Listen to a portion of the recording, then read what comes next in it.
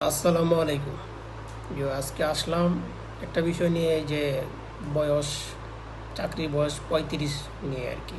যাই হোক, সেটা আসলে একদিক থেকে ঠিক আছে আর একদিক থেকে ঠিক নেই। ঠিক নেই বলতে হচ্ছে, দেখেন, আপনি গ্র্যাজুয়েশন যদি চেষ্টা করেন 25 বছরে শেষ করতে, তাহলে আপনার হাতে আরও 5 বছর সময় থাকে।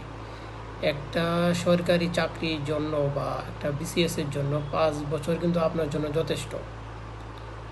বা হয়তো সেই ক্ষেত্রে আপনি আরও 2 বছর হয়তো বাড়াইতে পারেন, হয়তো 32 বছর করতে পারেন, কিন্তু 35টা হইলে হয় কি, আপনি 25-এ যদি আপনার পড়াশোনা শেষ করেন, তাইলে আপনাকে আরও 10টা বছর বসে থাকতে হবে। 10টা বছর, যদি 5 বছরে আপনার জব না হয়, তাইলে আপনি আরও 5 বছরে বসে থাকতে হবে। যদি 5 বছর বসে থাকেন, একটা বেকার মানুষের জন্য একটা ফ্যামিলিতে অনেক এফেক্ট পড়ে। শুধু আপনার এরকম প্রায় লাখ লাখ বেকার যখন বসে থাকবে, তাহলে তখন কিন্তু একটা দেশের জন্যও ক্ষতি।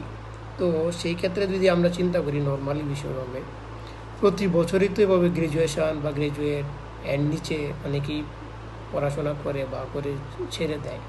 তো সেই ক্ষেত্রে আমাদের চাকরি বাজারটা আস্তে আস্তে আরও, মানে কম্পিটিশনটা আরও বেড়ে যাবে।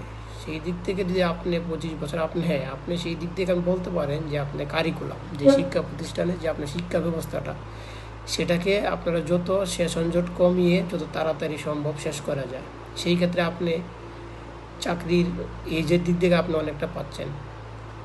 আপনি চাইলে আপনি সেটা যদি 30 বছর থাকে, সেই ক্ষেত্রে আপনি হয়তো 6 বছর, 5 বছর আমি মনে করি এনাফ। যে ভালো স্টুডেন্ট বা ভালো ছাত্র, মেধাবী, তারা 5 বছর পড়লে তাদের জন্য এনাফ। আর যারা হয়তো 5 বছরে পারবে না, হয়তো তাদেরকে হয়তো 2 বছর, হয়তো 32 বছর সর্বোচ্চ করা যেতে পারে, কিন্তু 35টা একদম বেশি। এটা করলে আমাদের বেকারত্ব চাপ বেড়ে যাবে। তারপর দেশেরও একটা সময় দেখা যাবে যে দেশেরও ক্ষতি হচ্ছে।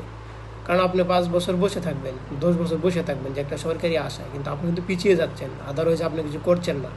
তাহলে কি হচ্ছে? তাতে গেলে একটা ফ্যামিলিরও, মানে, বোঝা হচ্ছেন, একটা দেশেরও বোঝা হচ্ছেন। তাহলে আমি মনে করি যে আমার জায়গা থেকে আমি মনে করি যে এটা 30 ঠিক আছে, বা হয়তো সর্বোচ্চ আপনি 32 করতে পারেন, কিন্তু